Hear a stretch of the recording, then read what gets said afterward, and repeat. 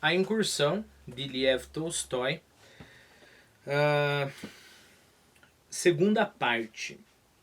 Algo que eu não falei nem quando eu estava lendo a primeira parte, nem quando eu fiz aquele meu vídeo passado de digressão, foi sobre Dargo.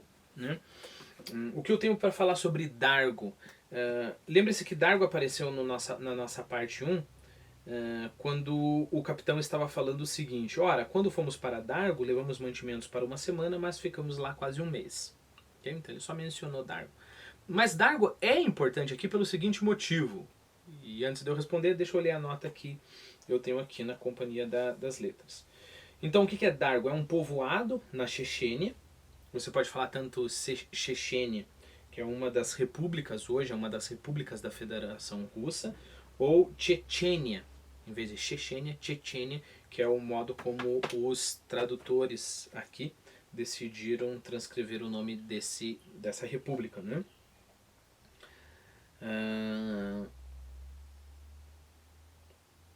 Deixa eu falar para vocês só isso. Esses novos tradutores, eles têm na minha opinião, eles têm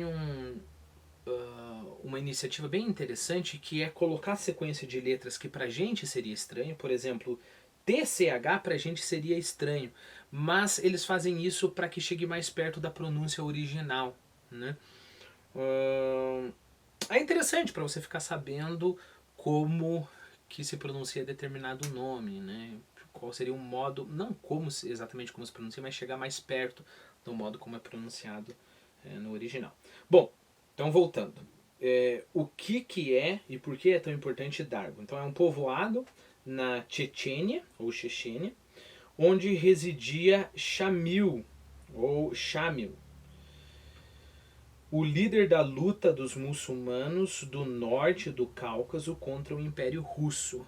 Por que isso é importante? Porque a gente está exatamente no meio dessa luta. A gente está na luta entre Shamil e todo o seu grupo muçulmano contra o Império Russo. Né? E onde, na década de 1840, ele construiu um depósito de mantimentos e munição. Né? Então, por isso que Shamil é interessante. Okay? Repare-se no seguinte: esse conto foi publicado em 1853 na revista Sovremienik.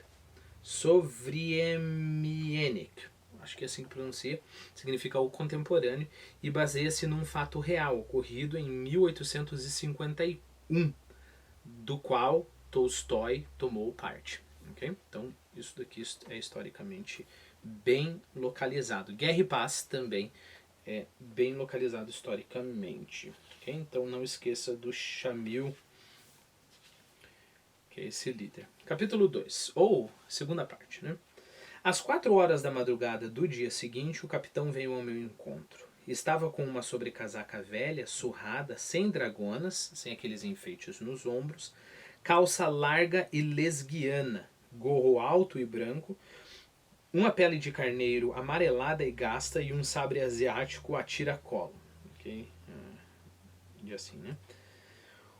O Mashtak branquinho no qual vinha montado tinha a cabeça arreada, Mashtak, um tipo de cavalo, tinha a cabeça arreada, passinho curto e a todo instante sacudia a cauda ralinha.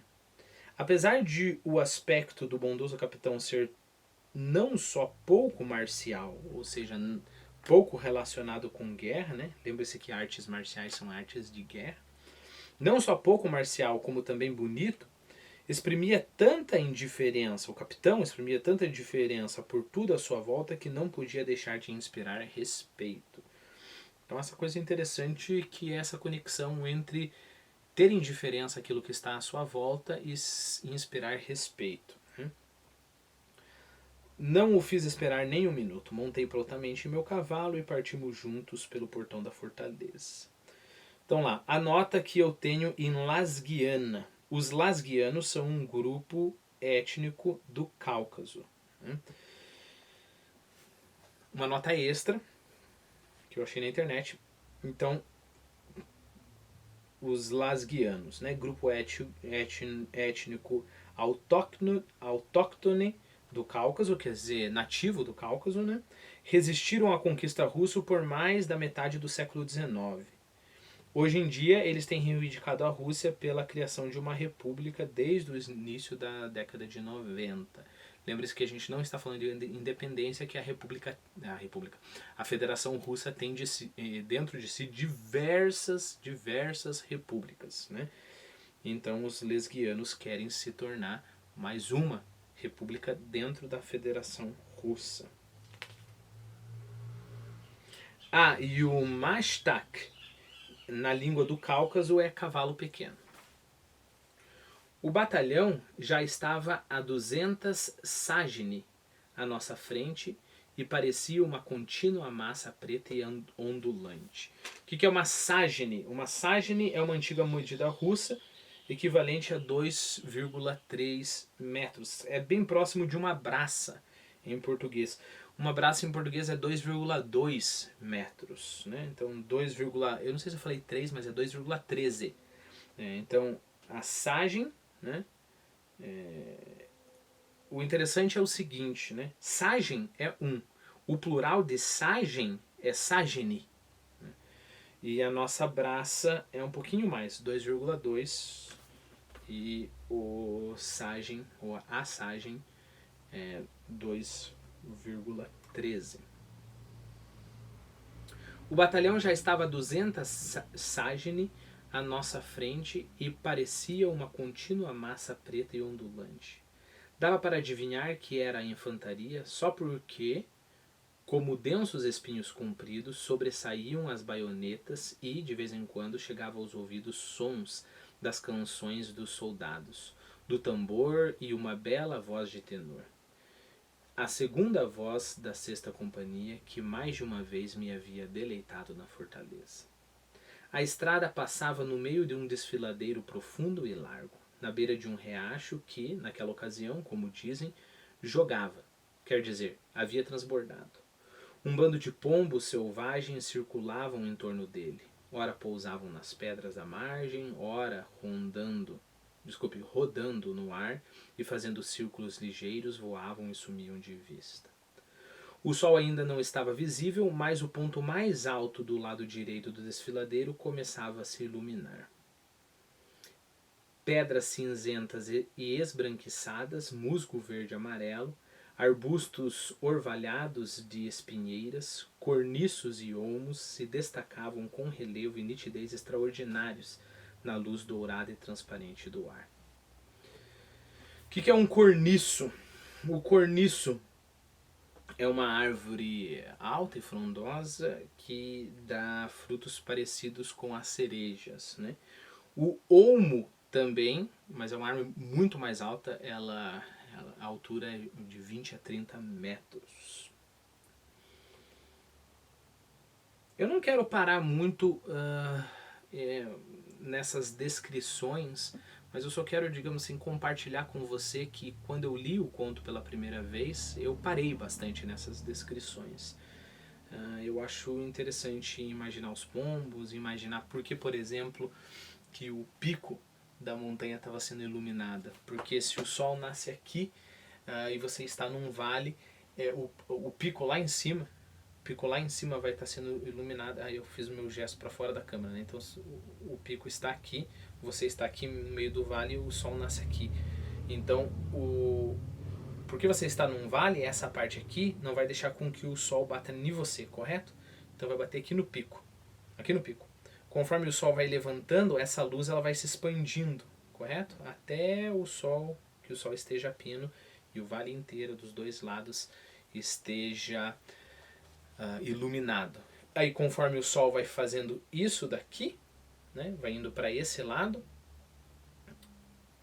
essa parede aqui, a sombra vai descendo, deixa eu ver se é isso mesmo. Não, nessa parede aqui a sombra vai subindo, correto? Então, eu sei que a minha explicação foi bem superficial, mas a história é a seguinte: se o narrador descreveu isso, é trabalho da gente imaginar essas coisas, né? Você pode não imaginar, tudo bem, mas você não está lendo como deveria de ser. Eu digo isso, eu estou ilustrando essa história do pico iluminado, etc., porque Of Mice and Men, do Steinbeck, eu acho que foi traduzido, não sei se foi traduzido ao pé da letra, sobre homens e ratos, mas há uma abertura bem bonita que fala exatamente sobre isso, assim, sobre a luz subindo e descendo, e se você passa essa passagem e simplesmente batido, você não vai ver que em outras partes ele faz a luz trabalhar desse modo também, né? E aquilo que eu falei para você, se o autor colocou, ou o autor é ruim, né? E ele escreve inconsequentemente, acredito, tem muito autor que faz isso, escreve porque tem que deixar a descrição, né? Ah, então eu vou descrever, etc, etc. Meio que nem esperando, vai pensar que não sei se explicitamente, mas sabe que o leitor vai simplesmente passar aquilo ali, né? Como se fosse encheção de linguiça, ou o escritor é bom e ele vai prestar muita atenção na descrição dele, para que a descrição dele seja tão exata que o leitor consiga ter um sentimento e uma visão parecida ao ler. Esse é o nosso desafio. Então eu vou voltar um pouquinho. Pedras cinzentas e esbranquecidas, musgo verde amarelado, arbustos orvalhados de pinheiras, corniços e olmos se destacavam com relevo e nitidez extraordinários na luz dourada e transparente do ar. Em compensação, o outro lado do vale, coberto por uma densa neblina que ondulava em camadas fumacentas e irregulares, estavam cinzentos, sombrios e exibiam uma ambígua mescla de cores, lilás claro, quase preto, dourado escuro e branco. Bem à nossa frente, no escuro azul celeste do horizonte, com uma nitidez espantosa, viam-se as massas brancas e opacas das montanhas nevadas, com suas sombras e contornos fantásticos, mas distintos nos mínimos detalhes. Cigarras, libélulas e milhares de outros insetos haviam despertados no capim alto e enchiam o ar com seus sons claros e ininterruptos. Parecia que uma incalculável quantidade de diminutas campainhas ressoavam junto aos ouvidos. O ar tinha cheiro de água, capim, nevoeiro. Em suma, tinha o cheiro de uma linda manhã de verão. O capitão fez fogo e começou a fumar o cachimbo. O cheiro do tabaco, feito em casa e de mecha inflamável, pareceu-me extraordinariamente agradável. Seguíamos a cavalo por um atalho a fim de alcançar a infantaria mais depressa. O capitão se mostrava mais pensativo do que habitual. Não tirava da boca o cachimbo do Draguestão. Draguestão, vamos lá. Uma das maiores repúblicas da Rússia, no norte do Cáucaso. Okay? Bem ali onde está se passando, ou perto de onde está se passando a nossa história. Eu falei sobre a Federação Russa. Aqui eu tenho a informação. Existe dentro da Federação Russa 21 repúblicas dentro da Federação Russa. Mas a Federação Russa não é dividida só entre essas 21 repúblicas. A gente tem Oblast, alguma coisa assim, que são outras unidades de divisão. Então você tem as repúblicas, você tem essas outras unidades de divisão, e você tem até cidades, se eu não me engano são 3 cidades na Rússia que têm um status federal, né? Se reportam diretamente à organização federal. Vamos voltar. Não tirava da boca o cachimbo de Daguestão, e a cada passo batia com os calcanhares no flanco, quer dizer, nos lados de seu cavalinho, que oscilando de um para o outro lado, abria um rasto verde escuro quase imperceptível no capim alto e molhado. Bem embaixo das patas do cavalo, com o grito e o barulho de asas que obrigavam o caçador a parar com um sobressalto, um fazão voou e lentamente subiu no ar. O capitão não lhe deu a menor atenção. Então, geralmente, um fazão quando ele faz aquele barulho de asa e grita, ele obriga o caçador a olhar. Não foi o que aconteceu com o capitão, né? Esse é um dos casos que, para tentar expandir a minha imaginação, eu fui pro YouTube procurar lá as pessoas caçando o fazão. Procurei também um áudio que tivesse o fazão cantando, para que eu pudesse mais ou menos ver e experienciar a que sensação ele estava se referindo, né? Havíamos quase alcançado o batalhão quando atrás de nós ouviu-se o tropel de um cavalo e no mesmo instante passou a galope um jovem bonito numa sobrecasaca de oficial e com um gorro alto de pelo branco.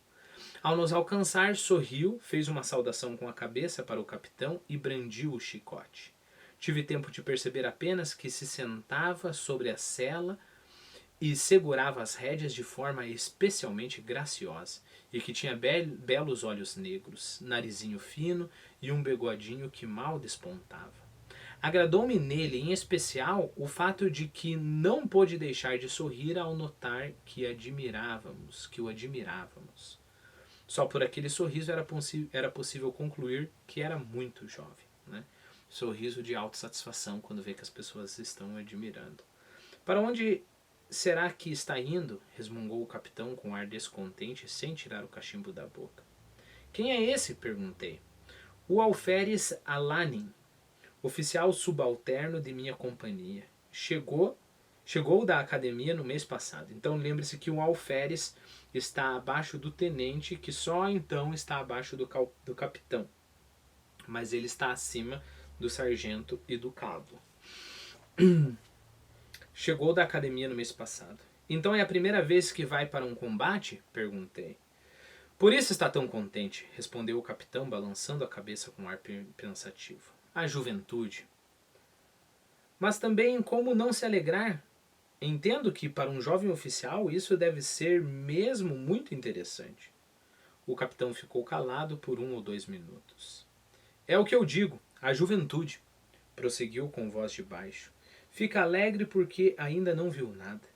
Depois que a gente participa de muitas campanhas, não fica mais alegre. Veja, vamos supor, hoje somos 20 oficiais. Algum será morto ou ferido, isso é seguro.